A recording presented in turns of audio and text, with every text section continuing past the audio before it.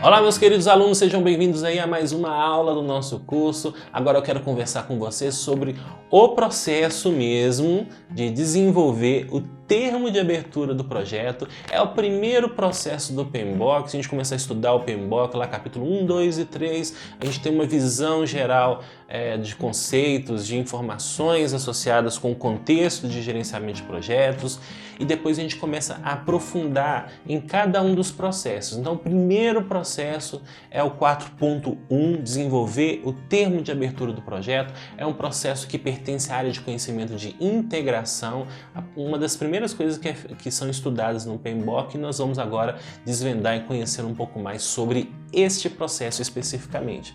Bom, em relação a qual que é o objetivo desse processo? Basicamente o seguinte, né? É um processo de desenvolvimento de um documento que formalmente autoriza o projeto a uma fase e a documentação dos requisitos iniciais, que satisfaçam as necessidades e expectativas das partes interessadas. É este documento que a gente quer desenvolver, ok? E todo o processo, né, ele é composto justamente de entradas, ferramentas e técnicas e saídas. O que eu preciso de informação, por exemplo, para poder fazer um termo de abertura? Está aqui listado na nossa tela, né? Nós temos aí como sugestão, ok? Documentos de negócios, acordos, fatores ambientais da empresa e ativos de processos organizacionais. Em posse dessas informações ou de outras, no caso, que a gente necessite para poder montar esse documento, nós vamos utilizar de ferramentas ou técnicas para permitir com que a gente gere, no caso, o objetivo nosso aqui é gerar um termo de abertura do projeto. E aí essas ferramentas são opinião especializada, coleta de dados, habilidades interpessoais e de equipe e reuniões, ok? E a saída, no caso, aí vai ser propriamente dito o termo de abertura do projeto e um outro documento chamado de registro de premissas. Essa é uma novidade em relação ao PMBOK sexta edição, que ele trouxe essa informação, né, de registro de premissas a partir do termo de abertura, talvez aí no sentido de reduzir essa confusão que a gente tem sobre quem que é responsável por gerar as premissas do projeto. Se é no termo de abertura, se é no momento que eu desenvolvo a especificação de escopo do projeto, já na fase de planejamento. Então esse documento ele começa a ser desenvolvido agora. No termo de abertura, uma das primeiras coisas que a gente faz é justamente gerar um registro de premissas do projeto, e esse registro vai sendo atualizado ao longo de todo o projeto, de maneira que a gente tenha uma visão sobre situações normalmente externas ao projeto que podem de alguma maneira afetar o nosso projeto. Depois eu vou explicar melhor isso para vocês, essa questão de premissas, que são no caso suposições, restrições. Nós vamos aprofundar e estudar um pouco mais sobre isso, ok? Avançando aqui mais nos nossos estudos, a gente quer, no caso aqui, conhecer um pouco sobre cada uma dessas entradas, ferramentas e técnicas, saídas do processo. A primeira coisa é o business case, que vai descrever informações necessárias do ponto de vista de negócio para determinar se os resultados esperados do projeto eles justificam o investimento que nós estamos colocando nele, né? Então eu quero saber isso, né?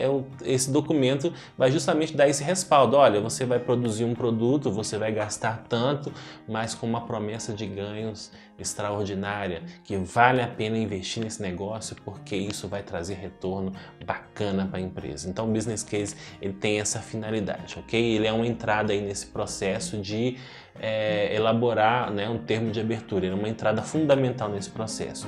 E o business case, no caso, ele pode ser criado como resultado de um ou mais fatores. Por exemplo, nós temos aqui, né, uma demanda de mercado que surge, nós temos a necessidade organizacional de uma adaptação, enfim, uma solicitação de um cliente. Alguém simplesmente vira para você e fala assim: olha, eu quero que você faça um projeto para mim, independente da razão, no caso lá que esse cliente tem. Às vezes é um negócio dele, às vezes é alguma questão pessoal, alguma necessidade específica que ele tem aqui no caso. Nós temos questões de avanço tecnológico, onde muitas vezes a gente precisa adaptar adaptar processos, procedimentos, adotar novas tecnologias, e esse processo de adaptação pode ser feito por meio, né, de projetos, ok? Temos também aí um requisito legal que de repente o governo ele solta uma nova legislação, uma nova orientação, uma nova norma no caso, ou algum órgão, né, importante estabelece uma nova norma, e aí nós temos que adaptar, né? Temos que considerar isso dentro da empresa, e essa adaptação ela pode ser feita por meio de projetos aqui no caso. Os impactos ecológicos eventualmente também podem ser, no caso aí, né, razão para criar um business case, e necessidade de natureza social. Okay? Então todos esses exemplos que eu apresentei para vocês são razões, né, para se criar um business case, né, para que nós possamos aí no caso ter uma diretriz inicial para responder de maneira assertiva a essas situações que são colocadas para nós. Uma outra entrada importante também nesse processo são acordos, né? E aí um contrato é um acordo mutuamente vinculante que obriga o vendedor, o fornecedor, no caso, a fornecer os produtos, serviços ou resultados específicos. Eu faço um contrato com você, meu fornecedor, porque de alguma forma eu estou te obrigando a prestar esse serviço. Se você assinar que concorda, você tem que prestar esse serviço para mim. Mas o contrato não é unilateral, ele é bilateral. Então também temos o lado do comprador, que obriga o comprador a remunerar o vendedor em função desse serviço, em função dos produtos que são entregues, ok? Então o contrato ele existe, a finalidade é para reduzir riscos do projeto, para garantir com que o fornecedor forneça os produtos ou serviços pelos quais ele foi contratado, e também garantir com que o comprador ou o cliente ele pague por esses serviços ou produtos que foram fornecidos.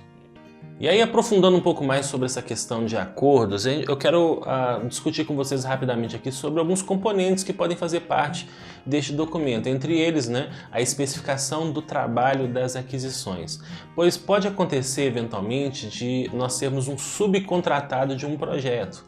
Então, quando você recebe uma parte de um projeto para executar, essa parte desse projeto ela pode ser formalizada, né, por meio de um termo de abertura, e aí a especificação do trabalho das aquisições ela vai ser uma entrada nesse processo para você fazer esse trabalho, entender, né, como é que vai funcionar a dinâmica do projeto, o que tem que ser entregue para o seu cliente, ok? Então isso é um componente de um acordo.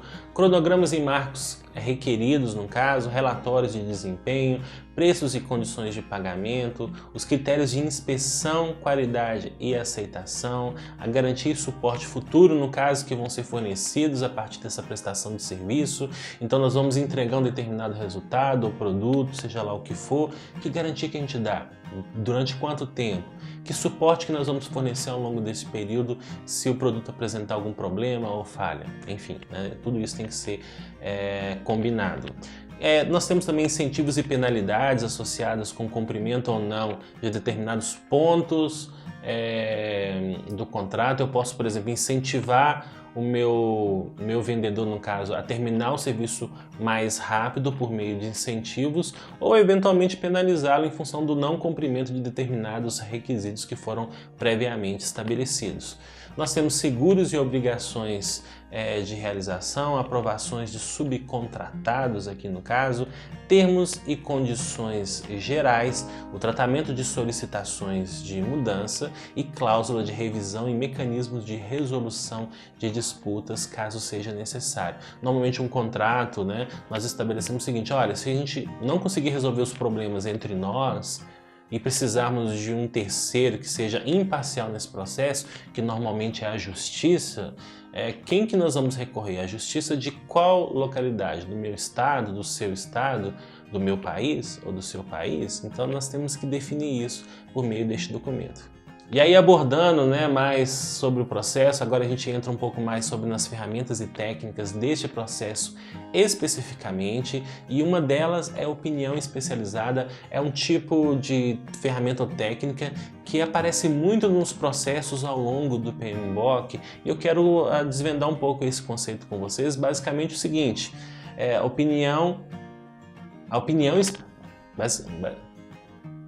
E eu quero desvendar um pouco mais com vocês sobre o conceito associado com opinião especializada. E basicamente é o seguinte, é a opinião fornecida baseada em expertise numa área de aplicação, área de conhecimento, disciplina, setor econômico, etc.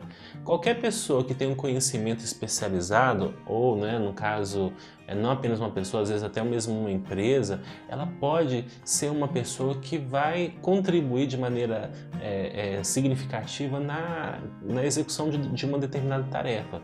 Por exemplo, para elaborar um termo de abertura do projeto, eu preciso de alguém que saiba como fazer esse documento, saiba qual que deve ser a estrutura mínima necessária para este documento, o que ele tem que ter, e como que ele vai fazer isso. Então seria, no caso, aí nós temos uma opinião especializada. O gerente de projetos poderia ser uma opinião especializada, uma área consultada poderia ser uma opinião especializada nesse sentido.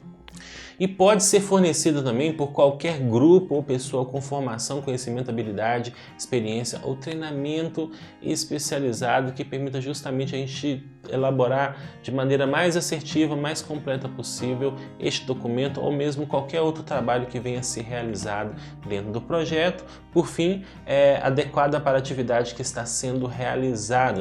Eu estou, por exemplo, no caso aqui, elaborando o termo de abertura e eu preciso justamente de alguém que tenha conhecimento, expertise, experiência na elaboração desse documento, de maneira que não falte nada importante, que eu seja direto, que eu tenha as informações mínimas necessárias para fazer um documento que seja completo. Uma outra ferramenta e técnica citada também dentro do processo é a coleta de dados, e essa coleta de dados pode se dar por meio de diversas técnicas, Entre elas, eu posso coletar dados por meio de brainstorming, seria tempestade de ideias, uma forma de a gente coletar informações das pessoas de maneira aleatória, buscando, no caso aqui, não fazer nenhum juízo de valor nesse momento. A ideia é que deixar as pessoas livres para darem suas ideias, que mesmo que o que acontece muitas vezes é que às vezes uma ideia que é absurda, ela pode eventualmente ser uma ideia bacana, uma ideia que vai resolver um determinado problema, e isso pode ser feito por meio de brainstorming. Outra maneira também da gente coletar informações seria por meio de entrevistas, ou estabelecer grupos de discussão relacionados com aquela temática, ou então questionários e pesquisas que podem ser aplicados nesse processo, ou então fazer benchmarking. Nós vamos gerenciar um projeto novo para a organização, vamos procurar uma outra empresa que tenha feito um trabalho semelhante. Será que eles estão abertos a compartilhar conhecimento conosco? Então vamos fazer uma troca com eles. Então o benchmarking é uma forma, é um mecanismo também de coleta de dados para que a gente saiba como que determinado trabalho foi feito, para que possamos eventualmente reproduzir isso dentro do nosso projeto. Outra ferramenta e técnica também sugerida aí para elaborar o termo de abertura são justamente habilidades interpessoais, e aí nós temos uma infinidade delas no caso, mas algumas em específico permitem você trabalhar melhor nesse processo de criação deste documento. Entre elas, por exemplo, nós podemos destacar o gerenciamento de conflitos, você saber resolver conflitos. É muito comum, natural, ter conflitos entre as partes interessadas. Muitas vezes elas têm interesses próprios ou interesses conflitantes. Nós precisamos alinhar esses interesses e demonstrar que o que interessa para nós é atingir o objetivo do projeto, e como que elas podem contribuir nesse processo. Então não é tarefa fácil. Existem técnicas de resolução de conflitos que podem eventualmente ser utilizadas para facilitar este trabalho. Outra habilidade também que pode ajudar nesse processo é a habilidade de facilitação.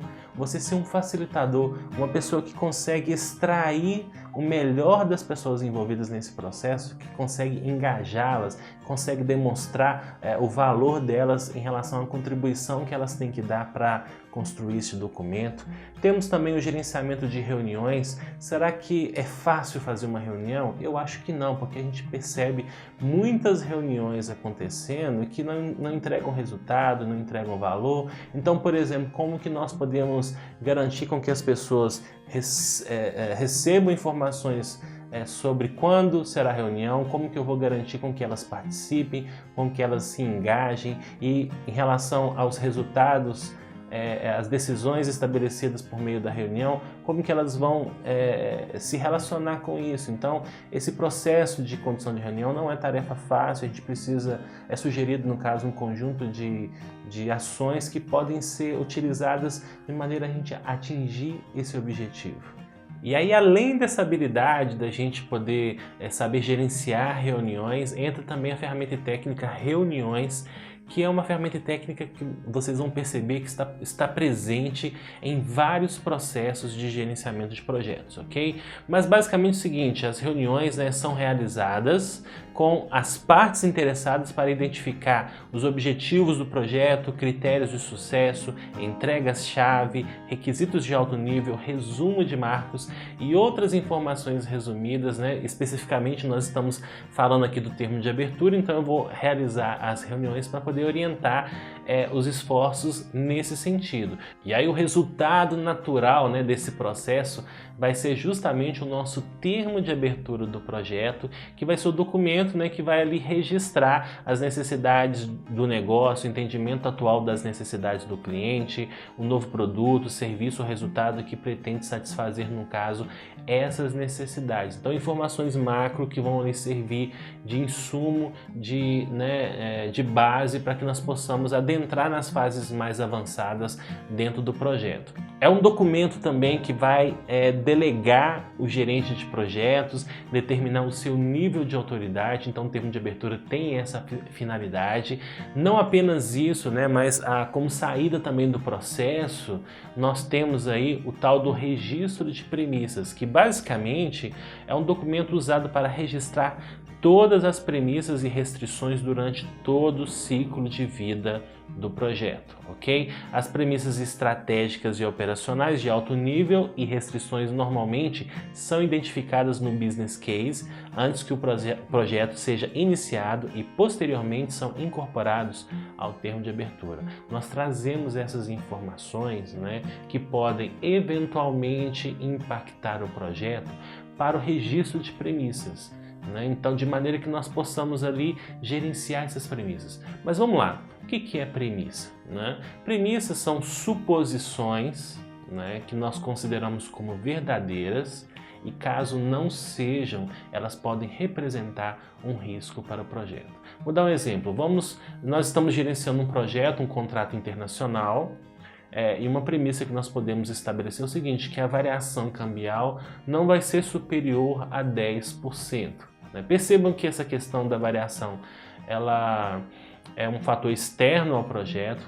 O gerente de projetos ou a equipe normalmente não tem controle sobre ela, nós estamos sujeitos a esse cenário. Evidentemente a gente faz um estudo de mercado para poder entender o comportamento da variação cambial ao longo do tempo e estabelecemos, que essa variação não vai ser superior a 10% nos próximos 2 anos, por exemplo.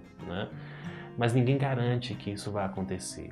E caso aconteça, vamos supor que a variação foi mais alta, aconteceu algum colapso no mercado, a variação foi maior do que o esperado, e aí isso pode representar um impacto no projeto, um risco para o projeto. Lembrando que risco pode ser uma oportunidade ou pode ser uma ameaça no caso. Então, nós lidamos com premissas o tempo todo dentro do projeto e essas premissas normalmente representam riscos e esses riscos trazem impactos significativos para o nosso projeto. Por isso, a importância da gente poder ficar de olho nessas premissas. E esse documento, o registro das premissas, ele é um documento que justamente permite compilar todas as premissas que foram coletadas ao longo do projeto, de maneira a permitir que possamos fazer a gestão adequada deste documento. Além disso, como eu já mencionei anteriormente, esse registro de premissas, ele tira uma dúvida que a gente tinha antes, sobre quem que é responsável por elaborar esse documento, essas diretrizes de premissas, se seria no termo de abertura, se seria na fase de escopo. Então agora está claro, o registro de premissas ele é criado como resultado do processo de desenvolver o termo de abertura, mas é um documento que vai ser atualizado e utilizado ao longo de todo o ciclo de vida do projeto. É isso então, te vejo na próxima aula, até mais!